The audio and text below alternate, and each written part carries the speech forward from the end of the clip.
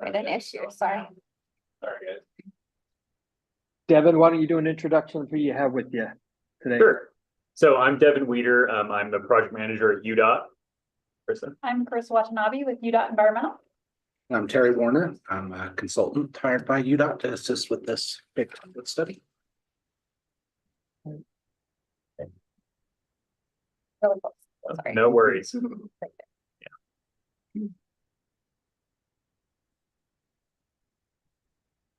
As I was driving in, I was realizing why it's called Cottonwood Heights. I don't know how I've driven up here so many times and not realized you really do drive up a big hill and there's a bunch of cottonwoods. And I was like, oh. Well, Yeah, when there's an inch down there, just come up here, snow, and they're just Exactly. Well, I've noticed that. a little more. Well, I live on Golden Hills Avenue and my husband just took a picture just the other day of all the scrub oak Yeah. that turn golden at this time of year. And with the low rays of the light in the fall, picture was as golden, he's like, Right. that's why they call it Golden Hills. Yeah. So Cottonwood Heights, Golden Hills. Makes sense. Yeah. Yeah. When you realize why something's named the way it is. Okay. Okay. Great. that's right. So thanks for having us here today. Just going to go over a couple things in regards to this study, do a brief introduction and go over what we're looking for in this public scoping period. So if you can go to the next slide. So Big Cottonwood Canyon. Oh, I guess, yeah, just scroll down on that Oh, one. sorry, yeah. Yeah. That's right. No, I know. Yeah, we sent it as PDFs, but Yeah, you did. Okay, Yeah, good. yeah. So if you just want to scroll You're down to this. Thanks. So the Big Cottonwood Canyon environmental study, it's coming about because, as we all know, there's a lot of traffic in the canyon. We're looking for how to solve the wintertime congestion. Senate Bill 2 in 2023, the Utah State Legislature passed it, and it defines that UDOT should provide an enhanced bus service, tolling, a mobility hub, and resort bus stops for Big and Little Cottonwood Canyon. So to implement to implement all of those different features, an environmental study was needed to get the clearance to build them and start to run them. So we're going to be looking at, if you go to the next slide, this is the study area. We're looking at Big Cottonwood Canyon, SR 190, from the intersection at Wasatch and Fort Union, all the way up to Brighton Resort around the loop. We're also looking at the mobility hub, which is in the gravel pit. That's already been cleared environmentally by Little Cottonwood, but we're looking at it and making sure it's sized correctly for this, both Little Cottonwood service and Big Cottonwood service. We're going to be looking at any kind of environmental resources that we might find, wetlands, special status species, cultural and historic resources, as well as working with the Forest Service with their management plan standards and guidelines, and determining if there's any action the Forest Service might have to take. If you want to hop to the next slide. Harry, you want to go over this? Yeah, happy to. The need for the project is really due to the current wintertime traffic congestion in the canyon. You can see on the graph there that Utah skier days has continued to, consistent growth over the last couple of decades, and there's really kind of spiked over the last 10 years or so. And so we know that, today about 3.2 million people annually visit the Cottonwood Canyons. And that's just expected to grow as the population along the Wasatch Front continues to grow, and as winter tourism in Utah continue to grow. So, the idea of 1 million more people by 2050 is pretty daunting, but we really don't see population growth subsiding anytime soon. So our planning horizon is 2050, and I went back and I've been involved in a lot of projects, right? And big infrastructure projects like this, we're always looking to the future to try to size those major transportation infrastructure projects. And I went back and looked and read a study by the University of Utah, their Kim Gardner Policy Institute, who went back and looked at their population projections in 2010 to 2020. and how that compared to the actual growth that we observed along the Wasatch Front. And those projections were off by only like 0.5% statewide, and maybe even underestimated along the Wasatch Front by 2 or 3%. Right. So, you know, the population's going to continue to grow. The popularity of the canyons is, you know, is expected to grow. So, you know, we know that a lot of those people, you know, a lot of the 3 million people that visit today, that number is going to grow. And we know that a large majority of those people want to visit in the wintertime. And then a large majority of those wintertime users want to access the canyon in those peak hours. And so, yeah, the congestion along SR 190 and Big is just expected to grow with the population. I take this next one too. No, You want me to do this one or you want? you can do these next two. Yeah, so again, what that means for SR 190 and Big Cottonwood Canyon is, again, just continued growth. We, you know, went back over the last decade or so of traffic information on Big Cottonwood Canyon. And we saw that, again, you know, primarily it's a wintertime congestion issue. The peak hours are that 7 a.m. to 10 a.m. in the AM and 3 to 5 in the afternoons. And today we see about, you know, just over 7,000 cars heading up the canyon in the morning. And that's expected to grow, you know, by almost, I forget what that number was. 20%? Yeah, about 20% in 2050. And then, you know, currently about 90% of the cars are destined to the resorts. So about 90% of that traffic ends up, you know, up canyon from Solitude Entry 1. So a large, you know, percentage are still accessing the resorts. In terms of average travel times, that's expected to grow about 80%. So I can't really see the numbers, but it's about 26 minutes today, growing to almost 50 minutes by 2050. And then outside the canyon, the congestion or the queue on Wasatch is really expected to increase over a mile, so almost to the intersection of Wasatch and I-215. Next slide, please. So with all that in mind, these are the features that we're talking about implementing in the canyon, and I guess just outside the canyon. We're talking about an enhanced bus service that would have a bus running every 5 to 10 minutes from the mobility hub. We're talking about they're called bus stops, but they're bus buildings where you'll have lockers, bathrooms, but in heated areas to wait at one at each resort. We're talking about improving the existing bus stops in the canyon so that they'll be safe to use. Buses can actually pull off of the road, and there's going to be safe crossings for people to cross the road in the mid canyon. So that's Cardiff, Spruces, and Silver Fork. The mobility hub that I've mentioned before, which is a large parking structure at the gravel pit, and then also looking at tolling. And the point for the toll is to provide a disincentive for people to drive their personal vehicles so they can get out of their cars and get onto the buses. If you want to ask a question about the resort bus stops. Yeah. So, you know, one of the reasons that, you know, many people said that they had to drive their cars to Brighton and park in that Brighton parking lot was so that they could come down, ski down and eat their lunch, you know, at their vehicle. Yeah. And so I know it was floated that these resort bus, I don't want to call it a stop bus building. Yeah. Do you plan to include tables and, you know, places that people could come in and seek refuge to eat their sack lunch?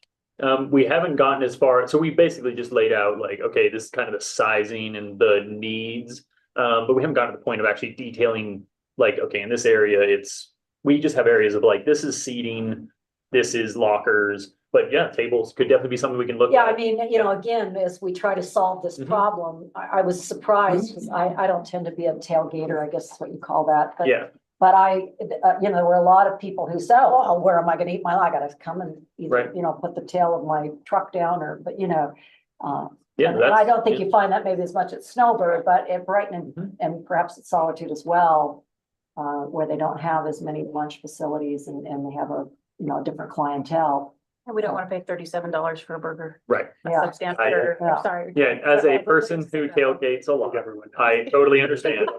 That's a big consideration. And I really appreciate that UDOT is, including this and that the legislature, saw it, came to understand it because, it's such a important, that it's all done thoroughly in a way that, people won't have those excuses of why they. Supervises use. Right. So, we can take that into account for sure. I don't know if the study will get to that detail of saying like, okay, we're definitely gonna have tables, but not saying we won't, just that like, we try to not, include too much in here that we don't have to include in an environmental study. Because I don't wanna have to detail like, we must have X, Y, and Z if that's not something we, have to say in the study, just so we can leave flexibility for implementation. But, please leave it like, any comments made in this form are not considered official comments. So if you want to make sure, just please make sure you leave an official comment with that, to that effect, so that we can address it in the study. Well, I've been suggesting that Cottonwood Heights City make a formal statement, as we have done in past with the EIS for Little Cottonwood Canyon, that we come out with a formal statement. So I think we'll be working on that to meet the deadline that you have imposed, so. Yeah, I would highly suggest that the city make a comment, but yeah, I guess I think that's a great idea to have tables. I don't see any issue with it. I don't know if we'll directly say like there will be tables, just because that's not something we necessarily state in the study. But it's Yeah, great. I mean, Yeah. I just am trying to get these things out on the table Yeah. because the more that we envision something, that is really gonna be viable, Right. all the better. No, that's a great Yeah, idea. thank you Yeah. for letting me interject that. Yeah, so that's everything with the project features. Krista will on the next slide, walk us through the timeline. So I did have a question on the toll, sorry. Oh, yeah, go ahead. With the tolling not imposed until just below Solitude, Mhm. so how is that gonna work if 90%, Terry just said 90% of the vehicles that go up in the canyon, their destination is either Solitude or Brighton? If 90% of them and the tolling location isn't imposed until just before Solitude, they've driven up whatever it is, 2/3 of the canyon, only to make a U-turn and go back down. So I'm just kind of wondering how that came to be. I guess, was it to be not so punitive with people that want to use the lower part of the canyon for sledding or something? I mean, I'm trying to Yeah. understand. That's exactly right. And it's so that we're not putting too much of a burden on people who may not be able to afford the toll and are not like, since 90% of the traffic, that's what's causing the problem, right? So we're trying to toll the traffic that's causing the problem while still allowing use in the lower canyon. Definitely a lot of concerns when we think through those steps of people have to be aware that they will be tolled. So we don't want someone entering the canyon thinking they're not going to be and then making that U-turn. But it's definitely something we're considering of how do we handle that and because if they enter the canyon, they're part of the problem.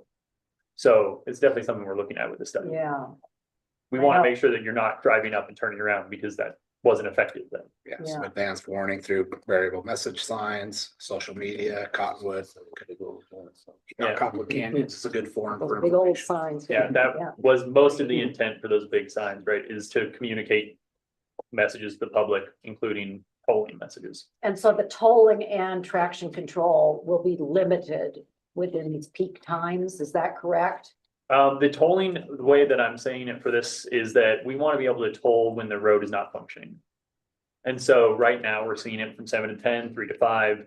In 30 years, it might be more because if the demand just keeps increasing in that period of the road not functioning keeps increasing, then maybe the period the toll is in effect has to And will increase. you use a LOS measurement for what, Yeah, we haven't what determined. that threshold is? That's not, is that an E or F LOS or? We're talking about what makes sense to say is like not functioning, because there's just so many different factors. This isn't a typical roadway where you can just say, okay, when the speed dips below this, it's not functioning. So that's something we're looking at with the study is like, what is a good measure of the road not functioning?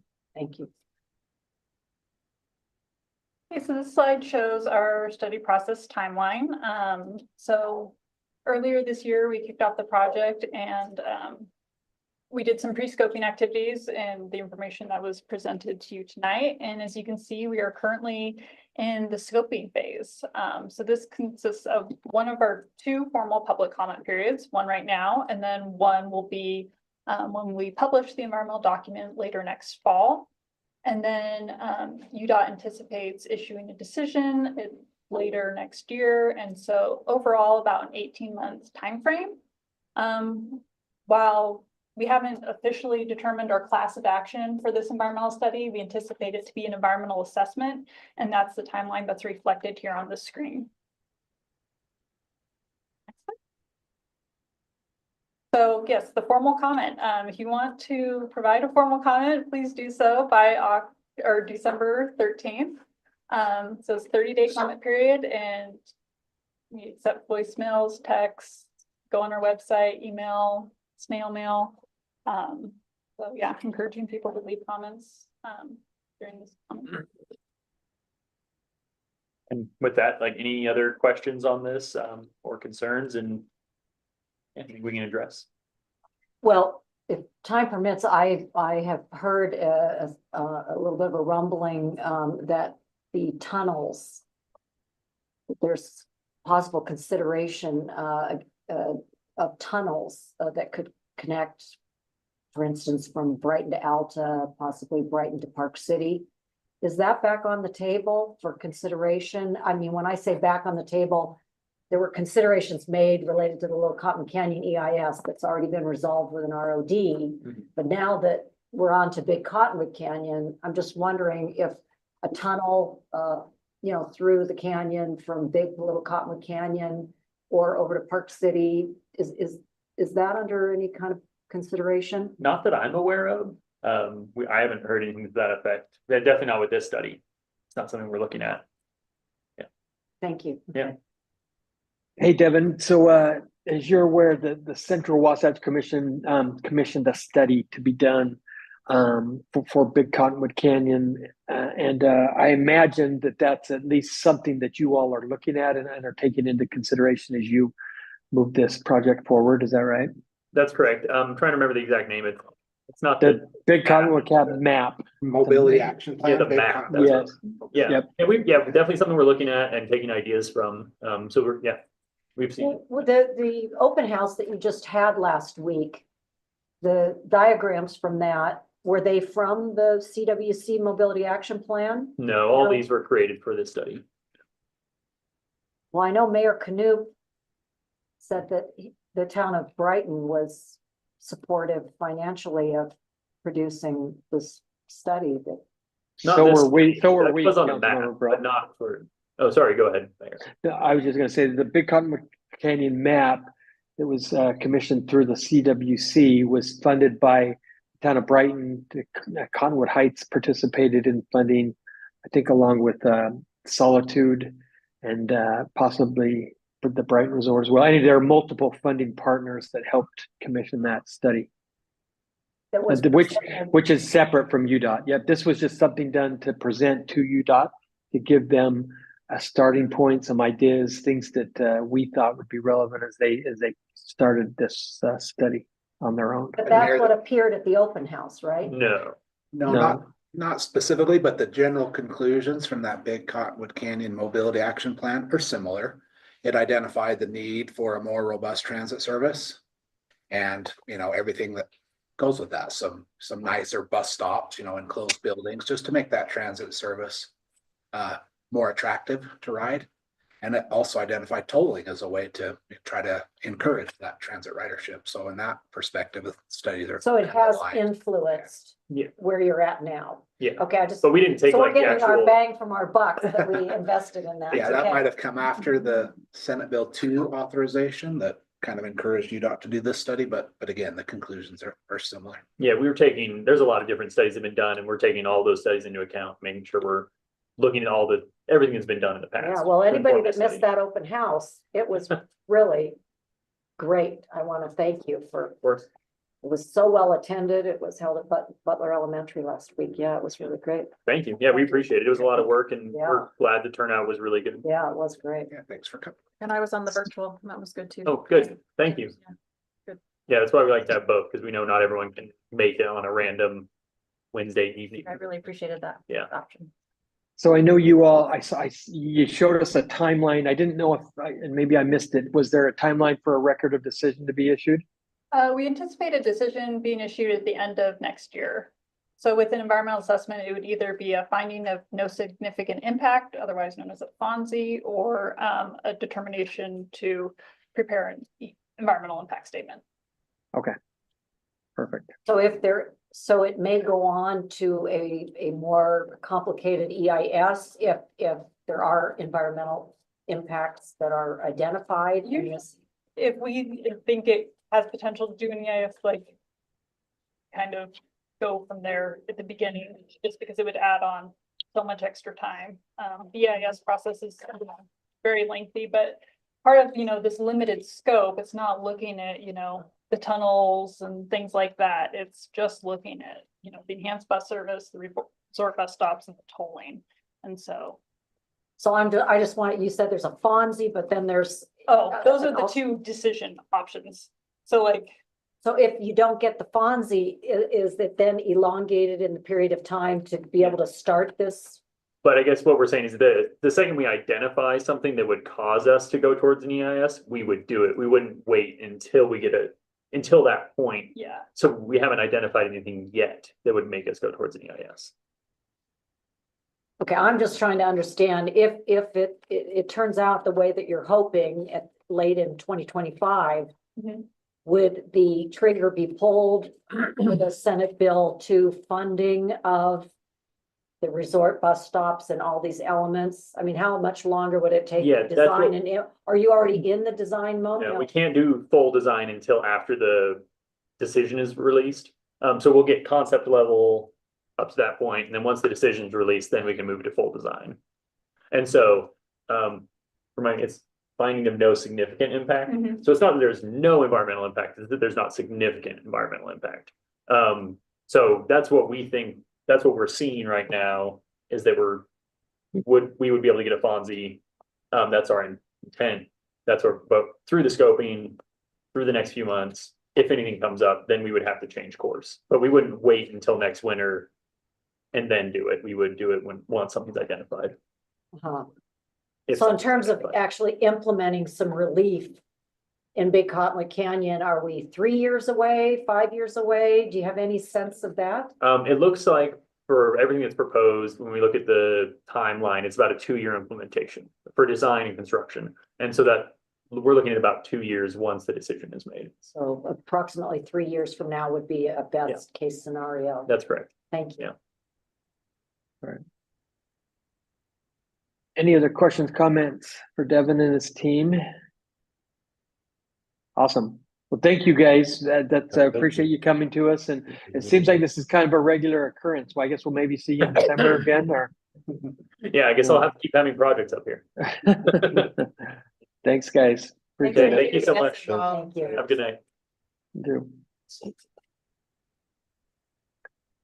Okay, we will move on to item B under staff reports, which is entitled a short-term rental discussion. We started a similar discussion a couple of weeks ago, or rather just last week.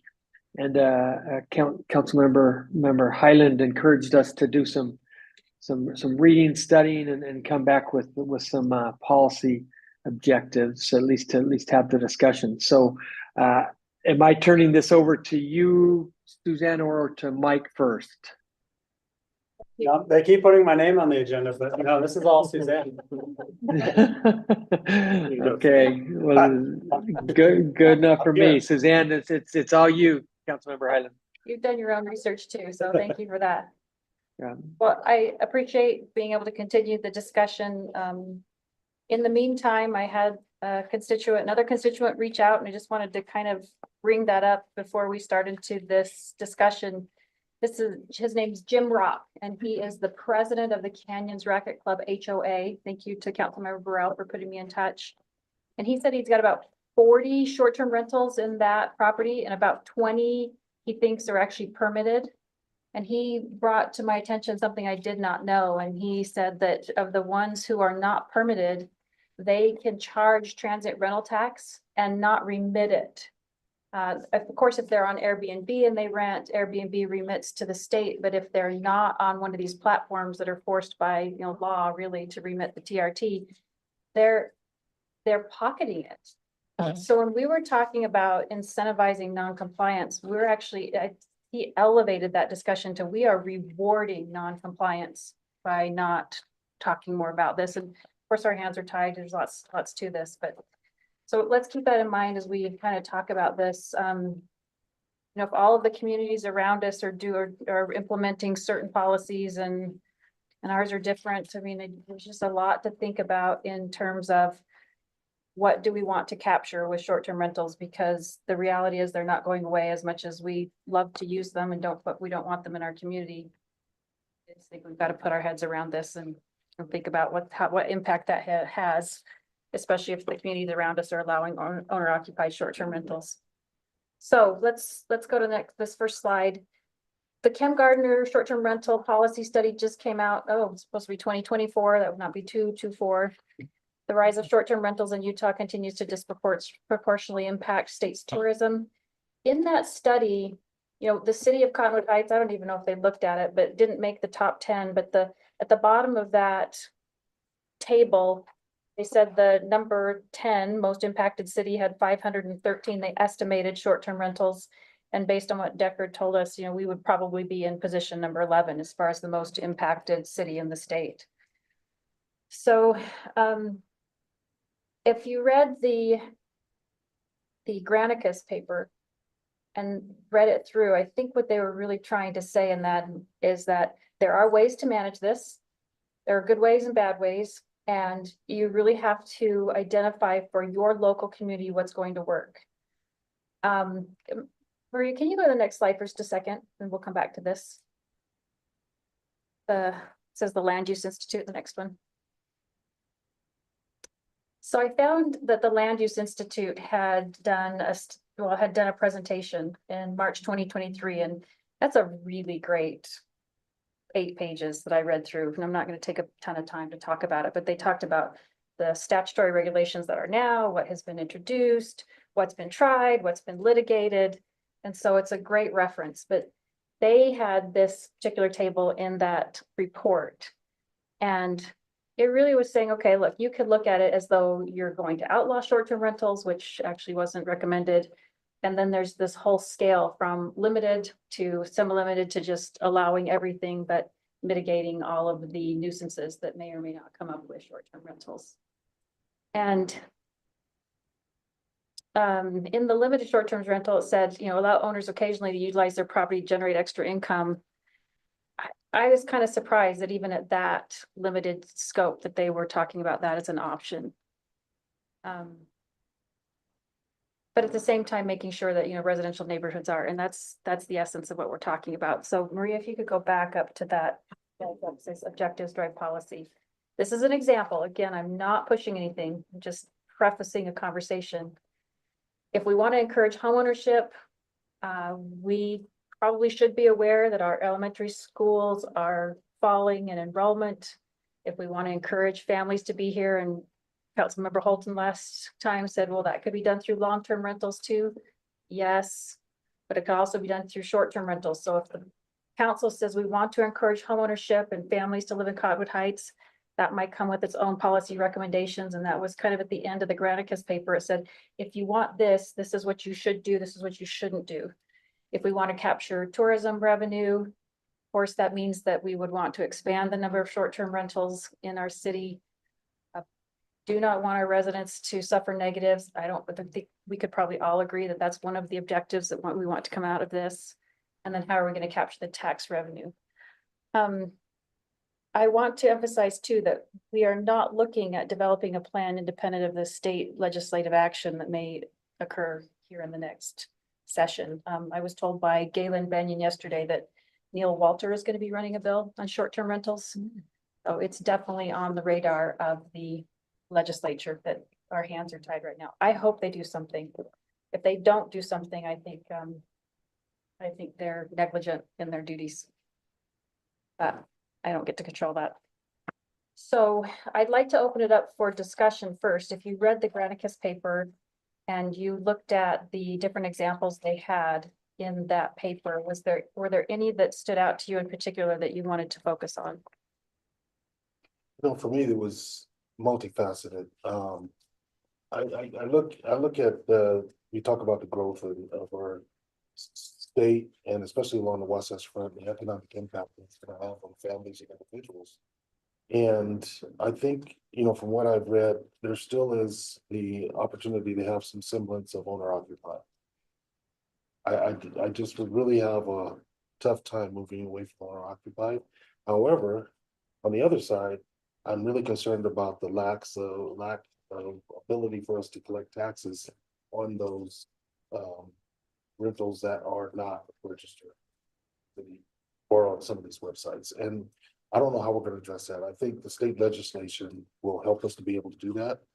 Well, I'm hoping that there's language in there that will be able to help us to do that, but we're kind of in a holding pattern until we see what that legislation looks like. Once that bill is written, we can go in and kind of work around that to make sure that we're not overstepping our boundaries and also making sure that we have the opportunity to push Representative Waldron, with some ideas about these things too. So it's not written in stone yet. But I really like the idea of increased fines for noncompliance. But that's also a tricky thing. I don't want residents policing residents to determine if they're non-compliant or if it's their family that moved in for the weekend since they were going to be on vacation. When I leave, sometimes a relative will come and stay at my house and people are going to say, oh, they should have a short-term rental area. I don't want that kind of policing to go on there, and I don't know how to mitigate that moving forward. So our policy has to be really concise as to how it's written, but also written within the parameters of this legislation that's coming down, which it's been a long time talking about it. Something's going to happen. But the tax revenue thing is a big one for me. Owner occupied is a big one. And then the compliance and those are difficult. I understand, how do we police the non-compliant? But there's got to be a way somehow in code, if we create a code, to be able to say, okay, it's just like a vehicle parked without its license plates or anything. Code enforcement at some point could actually say, okay, we know this is a non-compliant short-term rental. You get a warning, a written warning on the door or whatever, and then move into another procedure. I don't know what that is yet, but those are my takeaways that I thought really hit me. So concise policy Yes. for non-compliance. Exactly. So you kind of hit on a couple of things that I want to touch on as well, Councilmember Newell. One of the things after reading the paper that it kind of talked about, and I've read the paper a couple of times. It does a really, really good job of not taking sides. It's basically giving you, positives and negatives on both sides. As you think about enforcement and where are we going to put enforcement onto our police department, and what type of resources are we going to have to put forward to enforce, to go about deciding who's in compliance, who's not, where and does that money offset TRT that then ends up coming in? Enforcement is a really, really hard one for me, and I would not have any inclination of moving forward until enforcement is defined specifically by the state. And so if the state comes up with something that allows us to at least use the websites, are we then going to be okay with dedicating resources to look at enforcement? In this current slide deck, the number 3 is my biggest concern, which is the nuisance aspect. We've sat in our council meetings and had residents come in and complain about their neighborhood that has just completely changed because of short-term renters coming into it. And so one of the things that Councilmember Highland and I did was we had a discussion this past week that I thought was really productive, but we talked about possibly doing a scientific survey and asking our residents how they feel about this. And I think it would have to be pretty defined. It would have to, like Councilmember Newell said, we would, I don't think any of us have any appetite to do this without owner occupancy, but putting some tight parameters into a question that then becomes a scientific poll on how it gets put out to our residents to understand if there's an appetite, and if maybe we get surprised and there is a back appetite, maybe it comes back and there's zero appetite, but I would be in favor of dedicating some resources to at least doing a survey. And primarily the survey to gauge interest in owner occupancy, is that kind of the biggest sticking point? Yes, so because I don't think I would be, that's the only place, and I think Councilmember Newell agreed, is that if there's owner occupancy, I can see the nuisances. An owner occupied home is going to minimize nuisance. They're not going to allow loud parties. They're going to be more aware of neighbors and how that their actions in that home are affecting other people. Without that owner occupancy piece, to me, the nuisance factor becomes too big. Late night parties, all the things that we've read about, that why STRs have struggled in lots of places. So yeah, that's just one factor. But there might be other parameters to add to that, Suzanne, or Councilor Highland, sorry. But that would be something that, and maybe that's an opinion that's not shared with the rest. I don't know. Well, and I would like, All right, I just wanted to ask a question on the home occupancy or the owner occupied, because there's a couple definitions there. I'm trying to decide are you wanting to require people to be in the house while they're renting? Does the owner have to be there for the rental nights? That's something that we need to clarify as well, because to be your primary residence, you just have to be in the house 183 nights a year. That's Yeah, that's a really good question. So I've talked to the council members about this, Yeah. and they say, yes, the intent is to have the owner there, but the only way they can follow up and actually enforce it is through the tax. You have to submit your tax records that show, or your tax returns, that show that you are a resident of that property in Utah. That's what theirs requires, the 183 day. So you declare that this is your primary residence, but you don't have to be in the house while you're renting. I don't know how you enforce that. So that's something to think about. That is exactly right, is that they said they wrote it into code that it had to be owner occupied, but the enforcement mechanism didn't necessarily make that feasible. So let me add one more thing, and then Councilmember Burrell. One of the things I'm really wrestling with too, and it does not have to be Granicus. And the reason I brought this white paper to you is just for what Mayor said, is I felt like it wasn't actually pushing one policy over another. There probably is a threshold where you have to have a certain number of short-term rentals in the city to actually be able to fund compliance software.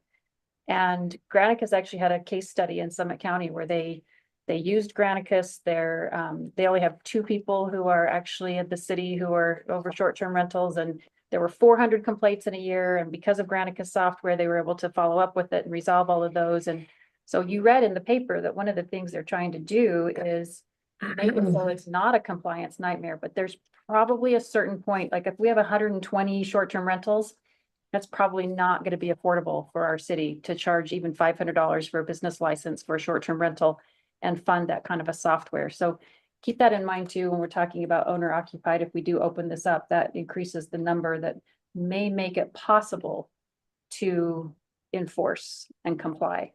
I think Brighton's probably still the best example of what they've been able to do. Bring people into compliance within a year, pick them off if there's more than 3 nuisances in a particular time period. You kick them off for a year. So it can be done. I just think we need to decide what our priorities are, and I appreciate this outline. One other policy item that I just wanted to bring up, and then I'll stop. But so one of the things the white paper discussed was, as you know, the more short-term rentals that are allowed decreases the supply and increases affordability. So if one of our objectives as a city is to find ways to increase affordability to live in our city, this paper to me made it pretty clear that you're decreasing supply of homes that could be rented, basements that could be rented, and instead using them for out of state or out of county city visitors to use, which decreases supply, which raises prices. So affordability, home affordability is an issue with short-term rentals. And I think it's something we ought to discuss. And if there's ways to minimize it, or and you know, I don't know if there is or not. But That's true, but the Kem Gardner, the paper that just came out, said they did a analysis and said it probably increased the price of a home by about 1.9%. So not as huge as we thought it would be. So what do you mean increase the price of a home? I mean, so yeah, most of what we would be talking about are owner occupied spaces that would go to rent. And so obviously the price of rent is controlled by supply and demand. As there's more supply, the cost goes down. As there's less, the cost goes up. So you know, are they saying that in both rent and ownership that the price is only affected 1.9%? I'll pull it back up, and while we're having more discussions, I'll look for that statistics. It is a two-edged sword, because on the one hand, if you allow owner occupancy, as we've talked about, it allows people to actually own a home because they can pay for their mortgage. So when I talked to Jim Rock, he said some of the people, the condominium owners there, they will move out for January and February, go live with relatives.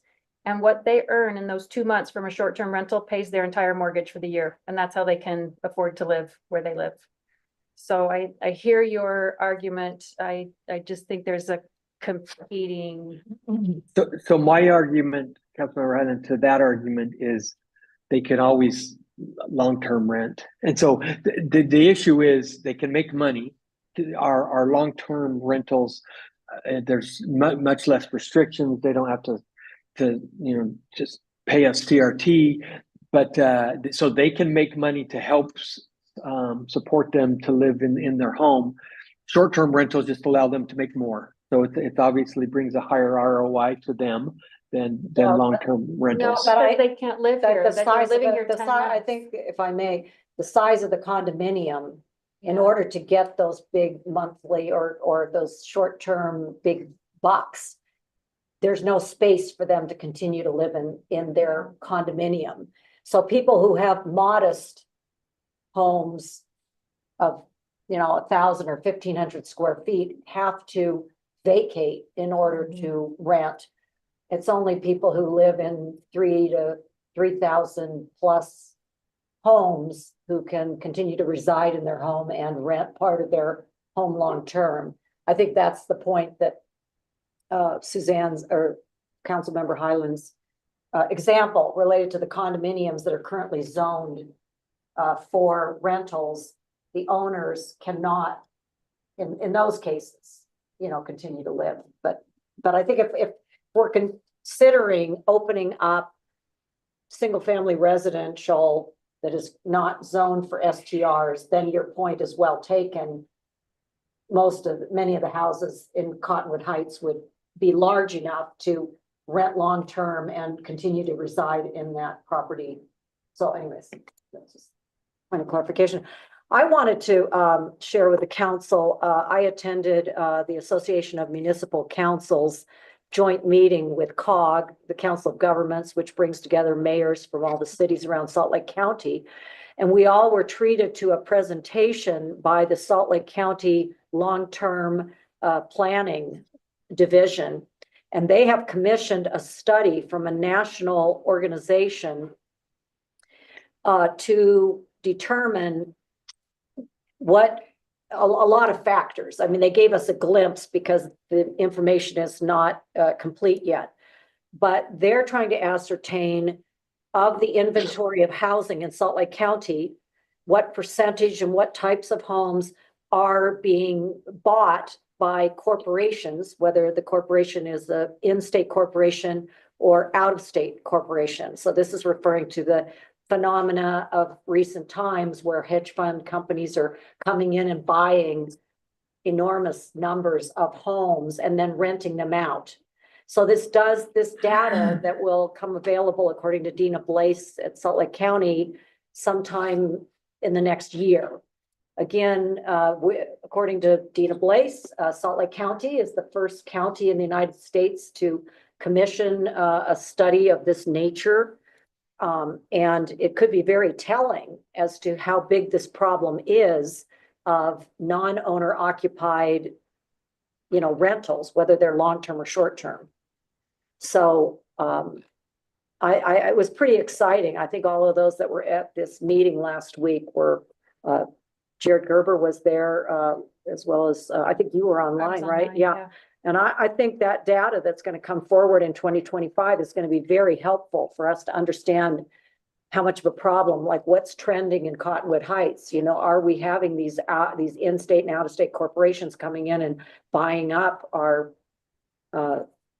housing in order to rent it out? Because according to the study already, or maybe past data, it came out that the number of owner-occupied houses in Salt Lake County is diminishing. Yes. Yeah. Anyway, I think that'll be pertinent to this. I'm generally in agreement with everything that Councilmember Newell and the mayor has brought forward in terms of. So I'm not going to be redundant. I found a statistic, Mayor. This is from the Utah Land Institute.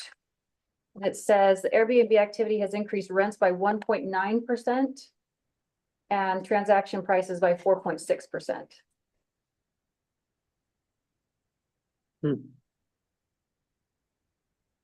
So transaction meaning the sale of a home by 4.6% versus the rental at Yeah, there are 3 1.9. statistics, 1.9 in rents, transaction prices by 4.6% and posted prices by 3.7%.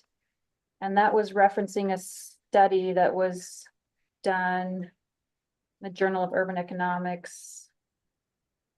And then also the 2022 short-term rental inventory by the Chem Gardner Policy Institute. So I'll see, Mayor, if that's actually been updated with the 2024 from the Chem Gardner study. I just didn't see it. Okay, thank you. But I think a little less than I thought when you talk about increase in rents and definitely the transaction prices. But that's also anytime you put a return on investment in something, it goes up. I've told you before that my 2 kids can afford to live on the east side because they rent their basement apartments. They do rent it long term. So it kind of sounds like if I were to summarize the essence of this is we need to keep our options open, but we really can't make any decisions until there's legislative action. So what do you think we should do, Mayor? Go down the road? Let's maybe gauge the appetite for a survey. Is there an appetite for spending city resources to do a scientific survey to ask our residents about this issue? You don't get much bang for a buck with surveys. I mean, for me, I only do 1 of 40 that I get. I would think maybe consider a town hall or something to get people in to have a conversation and open it up to the community, to be able to have that dialogue with residents in person might be a more effective way. That 2% return on surveys, we can do it for much less and having a town hall here. Well, so what happens if I may weigh in on surveys, when the staff put together CH Tomorrow, which ran, correct me if I'm wrong, Mike, but it ran for, I think, a year or 18 months. And this was about 3 years ago. And they got a lot of data out of that related to the residents, what they want for the city, what they don't want, what they fear, what they, some of those questions. And and then the council at that time, a couple of years ago, said, well, that wasn't a scientific survey. It was probably a bunch of activists getting on the website, so it cannot be accurate. So then we spent $14,000 with Y2 Analytics.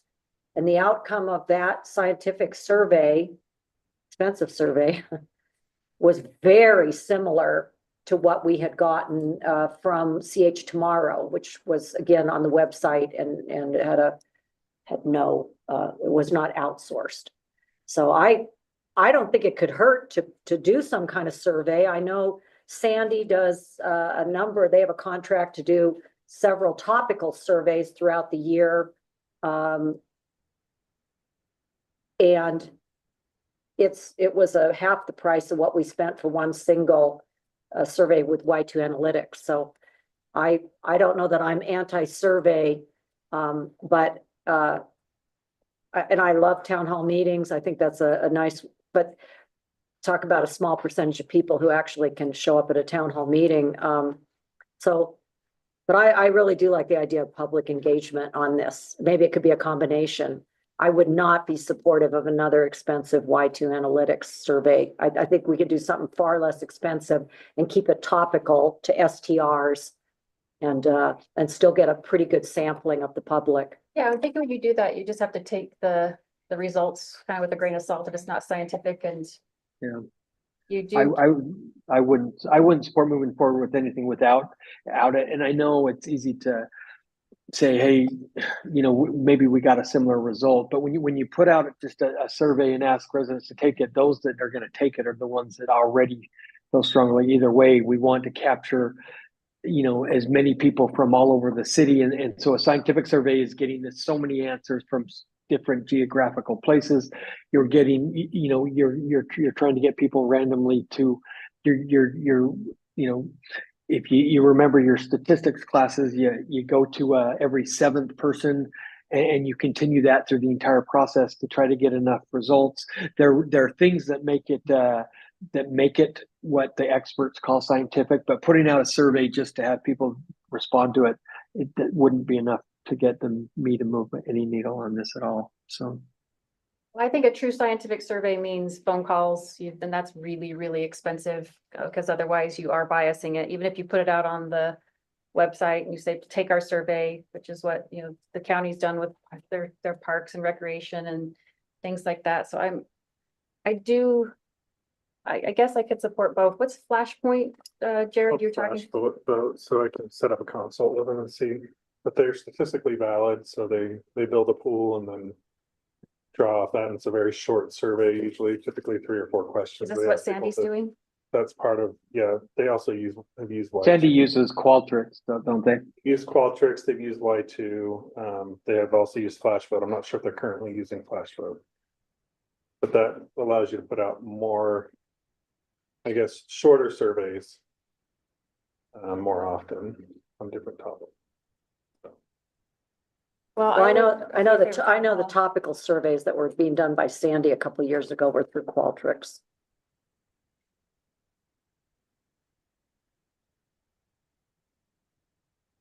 Okay. The direction is come back with options. I mean, it sounds like owner occupancy is something we want to explore. We're not saying yes or no. Something we want to understand the impact of. We definitely, I think, all agree that we do not want whole house short-term rentals. That's where the nuisances are coming from.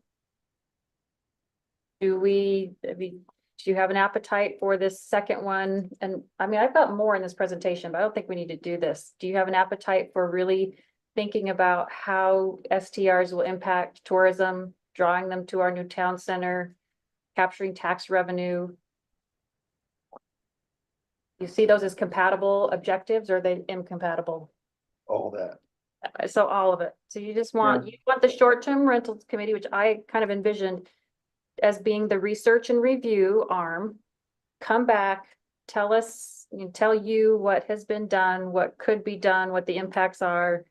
And then be in a position to make a decision we know what's gonna happen with the legislature at the end of March. Yeah, I think if the committee is meeting over the next, say, 3 or 4 months, that will coincide with the close of the legislative session in March. So we'll know both where the state legislature, what they've done or not done, and what your committee has come up with. And so I suggest that would be a good avenue, and look at it again come middle of March. Mayor, can we just do a town hall maybe in January and people are thinking about ski season and, you know, impact of short-term rentals, and then at that point, the advantage of a town hall is that you can actually present some information and then open it up for feedback. And then at Yeah. that point, consider if we need to do a bigger survey. Yeah, no, I actually think that's a great way to get people interested, and people, I think you'll capture a good sense of people coming in to lobbying for it and against it. So I think a town hall would be great. I think it'll be a good thing to do at that high impact time. When it's Yeah. impacting people. Yeah, I agree. And it can probably be as generic as, hey, the city is studying the impact of short-term rentals. Come and tell us your feelings. Yeah. Yeah, and give credit. I mean, it was Mike Johnson who suggested that. I think it was last week. Let's do a town hall. So thank you for bringing that up and getting some more public engagement. And you always advocate for that as well, Councilmember Burrell. Okay, it's been productive. Thank you for especially reading the paper and just, you know, getting on the kind of same line, same page for a productive discussion. I appreciate the support. Great. Thank you, Councilmember Highland. Appreciate your work on this. So we're going to move on to item C under staff reports, which is listed at 3300 East and Bengal Boulevard striping. So Councilmember Burrell has put forth an initiative on how the striping should go on this road. So before we turn the time over to Public Works Director Matt Shipp, I wanted to turn some time to Councilmember Burrell to tell us why this is an important initiative to her and why she's put it forward. Thank you, Mayor. Ever so briefly, it's part of my overall initiative to see the roads of Cottonwood Heights become safer. Residents have indicated to me a concern about the intersection of Bengal and 3500 East as it relates to the westbound traffic coming into that intersection. And the only street coming into that intersection out of the 4 streets that come into the intersection is the westbound, or I should say, the westbound. So that's the most easterly lane. There's been a decision made by the Public Works Department over the years they've considered all the elements, and I'm going to let, of course, Matt Shipp, our Public Works Director, get into the details and the history. But why I just wanted to introduce this is that in a recent meeting that I asked both our Public Works Director and our City Manager to meet me at that location to look at, is that I want the emphasis to be on safety, you know, safe mobility for all users.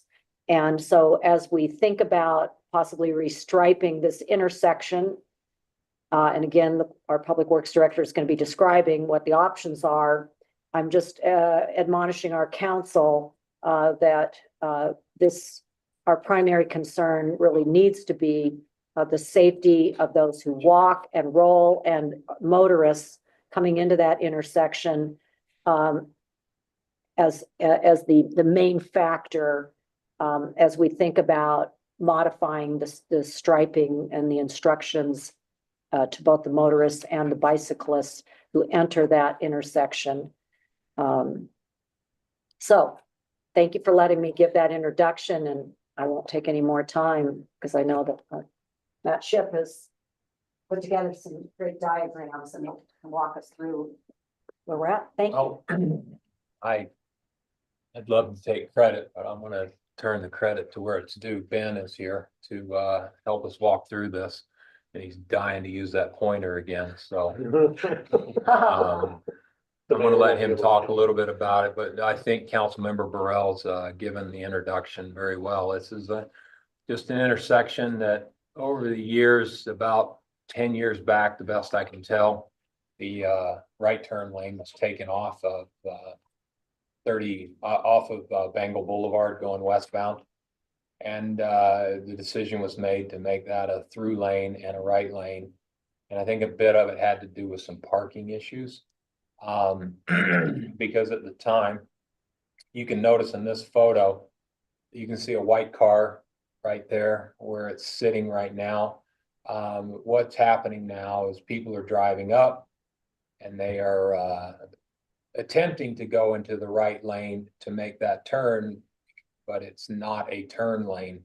It's actually a shoulder and cars are parking there. So I'll let Ben talk a little bit more about the layout and what we've looked at and go from there. Okay, yeah, so like Matt said, right now how it's striped on the east leg of that intersection, we have a through combined with a right turn lane, and then on the far north side of that, there's a shoulder that's been striped for primarily parking. There's also no crosswalk along that leg, as you can notice there, so we can go to kind of the proposed layout for what we've. May I just point one thing, Ben, before you go? I took a picture as I was turning here, well, I shouldn't admit that. I pulled over safely and parked, and I took a picture. Anyways, I know one of the things that they're gonna bring up, and this picture just so perfectly illustrates it. I just want to interject. The only parked cars that I could see near the intersection were here and here. And I'm just asking council to keep this in mind as you hear Ben's presentation. Because I'm told that this homeowner is very concerned about this becoming red striped. But again, I think this is where two parked cars were located and one over here. I don't know that anybody would. Park right Where's there the at driveway? corner. Is it on the right side of the tree? This is, Yeah, this to is the right of the there. driveway is right here. And how close can you park to an intersection? 30 feet, is it? You know There's no that, red stripe, there's no red Yeah, curve right there's no now. What's that? curve. 30 feet. Yeah, that's Okay. what I thought. 30. So people shouldn't be parking, okay, Yeah, just, doesn't have to be. Most cities are going. Yeah. Maria, do you want to? Go ahead and get away from paying groups, right? There. So this is the proposed layout that we put together. So this first of all puts a crosswalk along that eastern leg of the intersection. It makes the center lane there that is currently a through or right turn lane, that just an exclusive through lane. And then what is now the shoulder becomes a exclusive right turn lane for that leg of the intersection. So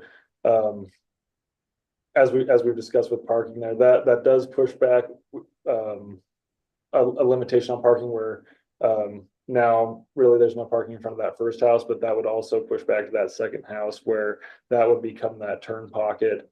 So there would be a restriction on parking. would the restriction go even this way or only from here to the corner? Yeah, pretty much from the eastern lot line on that second lot up to the intersection. Okay, so cars could technically park right here if they wanted to. Yeah. Okay. If I can, let me interject. This is a preliminary layout, just so you're all aware. We were asked to look if in fact we can make these lanes fit. Yes, we can make the lanes fit. We know those first two homes, there won't be parking. We still need to look a little closer at how much further east that no parking may go.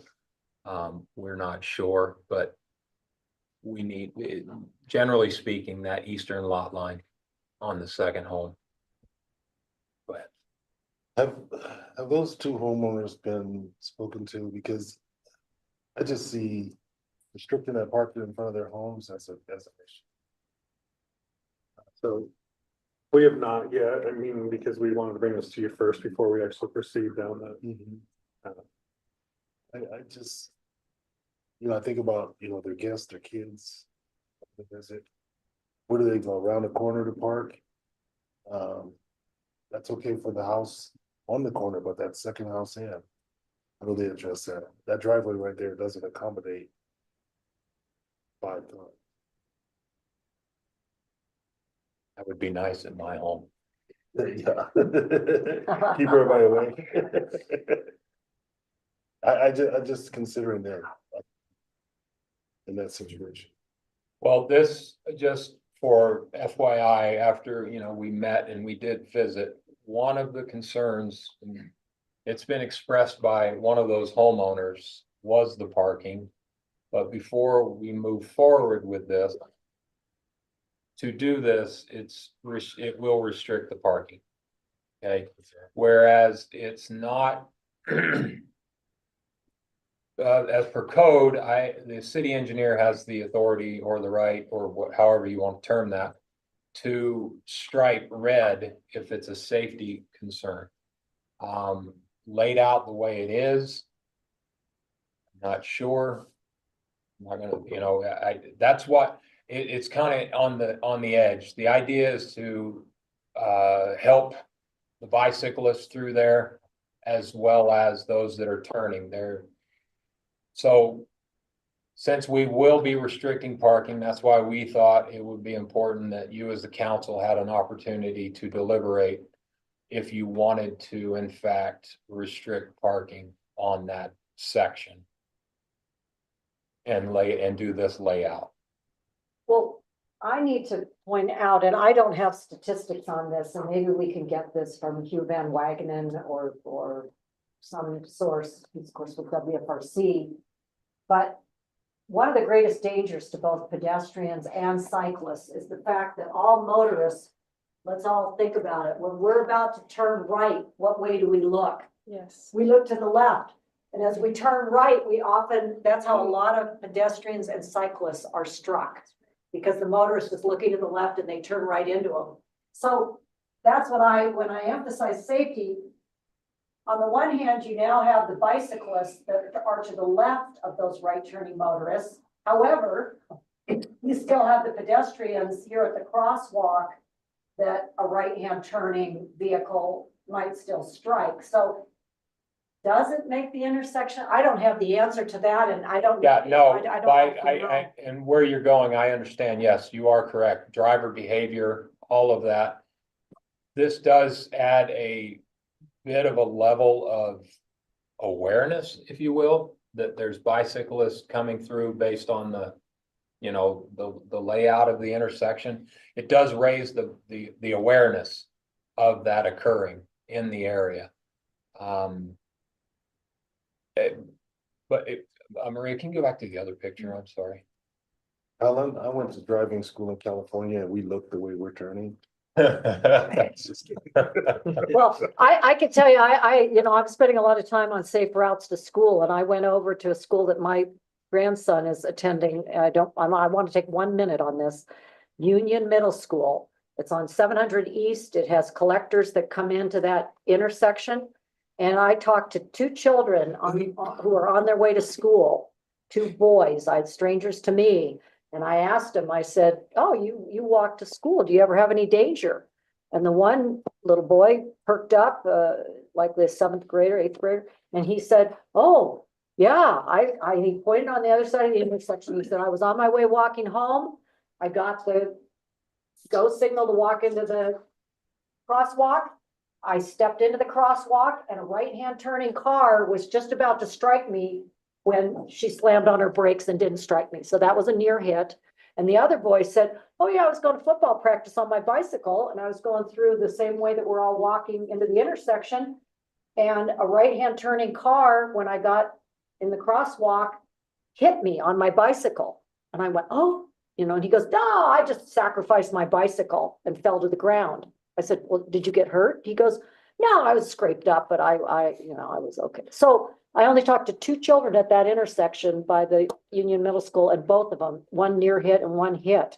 So these right-hand turners, you may be teasing me about we look to the right, but a lot of motorists are so caught. We're all trained to look over our left shoulder and turn right, and it is really something that we need to address. Sorry, go ahead, please. No, I said, which is safer than of these two options that you're talking about? Because I do like the fact that it draws attention to the bike lane. If the corner lot, there's no side, it's not a sidewalk, right? There's a sidewalk on there's a all sidewalk? 4 corners. So they can't park 30 feet on either side of the corner anyway. You tell us more. What's? How many, Well, go ahead, sorry. what is the number of incidents that are taking place in this intersection? I'll leave the police, maybe Chief Russo knows more, but from my point of view, it's more anecdotal. I mean, just calls, Mhm. you know, there's cars parked in the turn lane, if you will. And you explain it's not a turn lane. So driver behavior kind of treats it as a turn lane, Mhm. which it's a very wide shoulder. Like I said, we don't hear the near misses because there's nothing there to log it. We don't hear of those things. So that's hard to do. But like I said, anecdotally, stories from what I'm told on the phone, but I don't know if there's anything, Robbie, Chief Russo. I can get the exact statistical data for you, but Matt is right that it's mostly anecdotal. We don't have a lot of accidents at that intersection, but of the two, the new proposal is probably a better solution. They're correct in that we do get calls that cars are blocking the area when they're simply parked on the side of the roadway. If you make that a turn lane and you have the ability to actually enforce that and clear that area, which would obviously make the whole area safe by moving the cars. I'll pull it back. So Matt, what direction are you looking for from the council? Oh, I'm sorry, Mayor. I was asking Ben a question. Really, Mayor, this council discussion, if we want to move forward with this proposed layout, the bicycle lane and the turn lane, just that you are aware, there will be no parking in a couple of those homes. Like we said, the one on the west house on the east side of 3500 may not be as greatly affected because of the 30-foot rule from the intersection. But the home on the furthest east definitely will see some impacts. And like I said, is it an imminent danger? That's why I'm a little reluctant to do it just carte blanche as your city engineer. I would rather have this discussion because you are affecting residents with a no parking. But go ahead. Oh, I should say, I think Councilmember Newell had a good thought. Could we engage these homeowners? There's not very many, just a couple, and I think you said you already had on one, and they weren't super happy about losing parking, but not being super happy and being okay with it sometimes is synonymous. But if you could, would that be possible to engage homeowners at a little deeper level? Yeah, yes. I mean, if that's the direction you'd like to go, but my question would be to, I guess, to what end, if they say, are we bringing this back at the next council meeting? Or if they say we don't mind, then the direction is X, Y, or Z. That's If what I I'm- may, I think there's one more option that the council can consider. Because I'm not aware that there's a big backup of cars at this intersection. So we could even do a little study, you know, during rush hour, is this backed up by 4 cars, 5 cars? Because we need to think about what we're trying to accomplish here. And one of the residents that I spoke with, who lives up in the neighborhood to the northeast, said she just finds it really confusing. She said, you know, people think that they're allowed to come into the shoulder to turn and use it as a right-hand turn lane. So yet another option that we've not talked about could be a sign, whether it's located to actually help calm traffic as it comes to this intersection, but a sign that clarifies, you know, I don't know what the language is, but that this singular lane that's for both going straight and turning right, you know, is the lane. I think that residents may just swallow the pill and say, okay, I'll line up here. I'm not to use this shoulder as a right-hand turn lane. Now, I think that could be an option. And therefore, we would not paint the curb red and go down that path. But some way to make it clearer to motorists. Because I think they find it confusing and they think that they should go over into the shoulder to turn right. But if we don't have a That's lot what of I would backup, do. I, no matter how it's, the arrows are, right? I don't need to be flippant about it, but I would go into the right lane. Nobody's there. I'm gonna try to be safe and be over in that right lane. Anyway, So, I don't know. I know, Mr. Ship is gonna show you where they can't park now, so they'll tell you where 40 feet is, because that's existing and that Your won't change. pointer and go show. Because you brought your pointer, so. Yeah, so, yeah, so about the start of this driveway, that's 40 feet, Yeah, so. so they're not gonna get parking anyway. You can't park there. Yeah. One car maybe can park. Yeah, you've got about 10 feet. You can put a mini micro, whatever it's called. in Smart there. car. Mini Cooper. Yeah, but And the one on the It's east, just- the home on the east, they could park in front of the home to the east. Right. can you go to the next picture, Maria? Sorry, Yes. thank you. And so this would be the layout. Like I said, and I think like Chief Russo said, it more draws the eye, if you will, to a bicyclist in the area. And I think that's one of the issues we're trying to mitigate is add another added measure of safety, and that's more of an awareness, if you will. And it does take away that, like we said, like phone calls, I know, so from what Chief Russo is saying, we do, in fact, we get calls. Hasn't been as many lately, but when I first got here, there were quite a few of people parking there in the quote unquote turn lane. And they can't make the turn. So there is confusion, and it does eliminate that confusion as well. So if you'd like us to go and knock on the door of those two homes and have this discussion, we are happy to do, well, we will do that.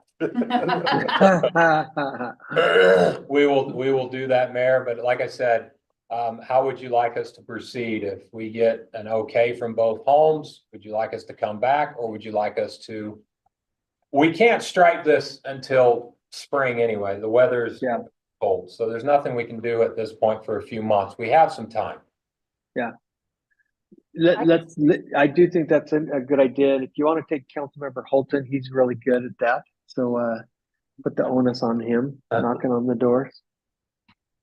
But I'm okay with that. If the rest of the council is, I'm okay with engaging them and not. It's not an urgent decision. It sounds like we've got some time before it would get striped anyway. So Then, maybe even the sign thing that Ellen, Councilmember Burrell mentioned, that says not a turn lane, something that simple. I mean, it could also be as simple as putting hash lines, the Chevron hash lines. That, it really, once again, it visually says this is not a turn lane. So anyway, just some thoughts that are there for you to consider, but we'll check on the homes, Mayor. okay, perfect. Thank you, Matt. I'm pointing to Ben. Check on the home. Like I said, put it on Holton. He'll do it. So. Okay, thank you. Thank you, Matt. Appreciate that. Okay, we're going to move on to item D, which also is entitled Wasatch Boulevard Master Plan Amendment. So for a long time, a couple years ago, Councilmember Burrell brought up the fact that she really disliked the option of in our plan showing the shoulder as that would eventually be an off, or I guess a peak hours bus lane to be used by cars in off hours. And so we thought that I think we came to a majority agreement that we were happy to make a text amendment. I want to actually have her. This was Councilmember Burrell's idea, so I want to actually let her probably take a couple minutes to introduce that. She'll probably explain it better than I did, and then we'll have Mike Johnson.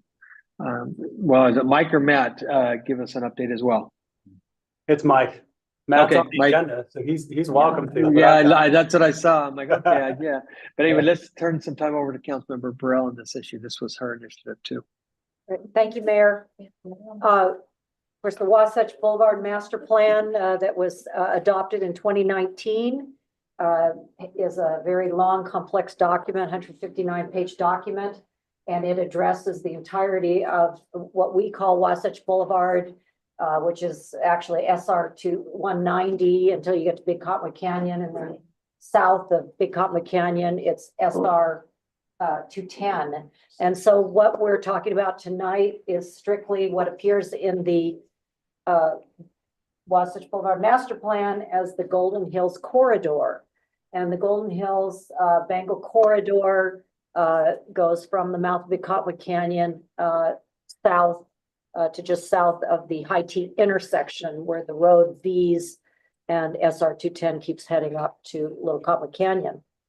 And so we have in that document, one of the options that we would support seeing UDOT implement would be to have shoulders that are in addition to the vehicular lanes.